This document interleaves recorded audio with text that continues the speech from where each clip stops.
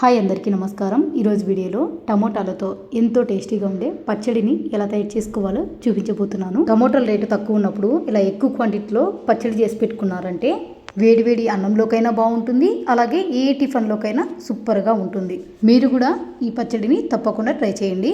అలాగే ఈ పచ్చడి ఎలా తయారు చేసుకోవాలో వీడియోలోకి వెళ్ళి చూసేద్దాం. టమోటా పచ్చడి తయారు చేయడం కోసం నేను ఇక్కడ ఒక 5 టమోటాలను తీసుకున్నాను. నీట్గా కడుక్కొని పెట్టుకున్నానండి. ఇలా కడిగి పెట్టుకున్న ఈ టమోటాలను నీట్గా తడి లేకోకుండా తుడుచుకొని చిన్న ముక్కలుగా కట్ చేసుకొని పెట్టుకోవాలి. నీ పచ్చడి కోసం బాగా ఎర్రగా పండిన టమోటాలను తీసుకున్నానండి. ఈ టమోటాలలో గుజ్జు కూడా ఎక్కువ ఉంటుంది. చూసారు కదా, ఈ విధంగా టమోటాలన్నీ కట్ చేసుకొని పెట్టుకోవాలి. తర్వాత స్టవ్ మీద ఒక ప్యాన్ పెట్టుకొని ప్యాన్లోకి ఒక 2 టీ స్పూన్ల వరకు నూనె వేసుకోవాలి. నూనె వేడయ్యాక ఇందులోకి ఒక 2 టీ స్పూన్లు ధనియాలు, కొన్ని మెంతులు వేసుకోవాలి. ఈ పచ్చడిలో మెంతులు వేయడం వల్ల టేస్ట్ బాగుంటుంది. అలాగే 1 టీ స్పూన్ శనగపప్పు, 1 టీ స్పూన్ జీలకర్ర, 1 టీ స్పూన్ ఆవాలు వేసుకోవాలి. ఇందులోనే ఒక 10 వరకు ఎండుమిరపకాయలు కూడా వేసుకోవాలి. ఎండుమిరపకాయలు ఘాటును బట్టి మీరు తినగలే కారాన్ని బట్టి ఎండుమిరపకాయలను చూసుకొని వేసుకుంటే సరిపోతుంది. నేను ఇక్కడ 5 మీడియం సైజు టమోటాలకు గాను ఈ ఎండుమిరపకాయలు అనేది కారం కరెక్ట్గా సరిపోయింది. మంట సిమ్లోనే పెట్టుకొని ఈ ధనియాలను, జీలకర్ర, అలాగే ఎండుమిరపకాయలు, శనగపప్పు ఇవన్నీ బాగా కలుపుతూ ఫ్రై చేసుకోవాలి. ఎక్కడ మాడిపోకుండా చిన్న మంట మీదనే మంచి సువాసన వచ్చేంత వరకు వేయించుకోవాలి. చూసారు కదా, ధనియాలు కానీ, శనగపప్పు కానీ, జీలకర్ర కానీ, ఎండుమిరపకాయలు కానీ మంచిగా వేగిపోయినాయి. అలాగే కలర్ కూడా చేంజ్ అయిపోయినాయి. ఎండుమిరపకాయలు ముందు వేసేటప్పుడు మెత్తగా ఉన్నా కానీ ఇవి బాగా వేయించేసరికి కొద్దిగా క్రిస్పీగా కూడా అవుతాయండి. కొంచెం గట్టిగా అయిపోయింటాయి అనమాట. సో ఈ విధంగానే సన్న మంట మీదనే ఇవన్నీ బాగా వేయించుకున్నారంటే పచ్చడి టేస్ట్ అంతా ఇక్కడే ఉంటుందన్నమాట. ఇవన్నీ ఈ విధంగా బాగా వేయించుకున్నాక అన్నీ ఒక మిక్సీ జార్లోకి వేసుకొని చల్లారబెట్టుకుంటాను. ఈ లోపల అదే ప్యాన్లోకి మరొక టీ స్పూన్ నూనె వేసుకొని ముందుగా కట్ చేసి పెట్టుకున్న టమాటా ముక్కలన్నీ వేసుకోవాలి. తర్వాత ఇందులోనే రుచి తగ్గట్లు కల్లుప్పు కూడా వేసుకోవాలి. అలాగే ఇందులోకి కొద్దిగా చింతపండును కూడా వేసుకోవాలి.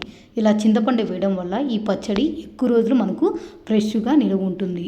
తర్వాత ఇందులోనే ఒక 1/2 టీ స్పూన్ పసుపు వేసుకొని అంతా ఒకసారి బాగా కలిసేలాగా కలుపుకోవాలి.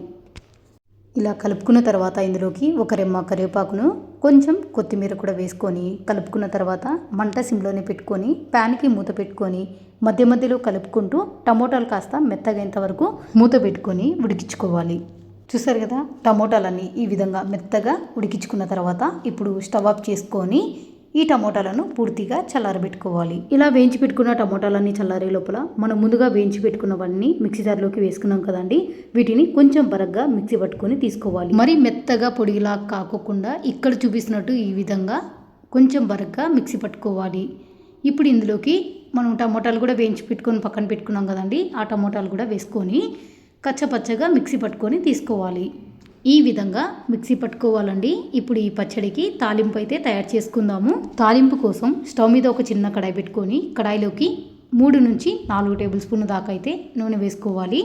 నూనె వేడయ్యాక ఇందులోకి ఒక 5-6 వెల్లుల్లిని దంచి వేసుకోవాలి. అలాగే ఆవాలు, జీలకర్ర, మినపప్పు, శనగపప్పు అన్నీ 1 టీ స్పూన్ వరకు వేసుకోవాలి. ఇందులోనే ఒక ఎండుమిర్చి కూడా తుంచి వేసుకొని మంట సిమ్లోనే పెట్టుకొని ఈ పోపు దినుసులు, వెల్లుల్లి, ఎండుమిరపకాయలను మంచి కలర్ వచ్చేదాకా కలుపుకుంటూ ఫ్రై చేసుకోవాలి.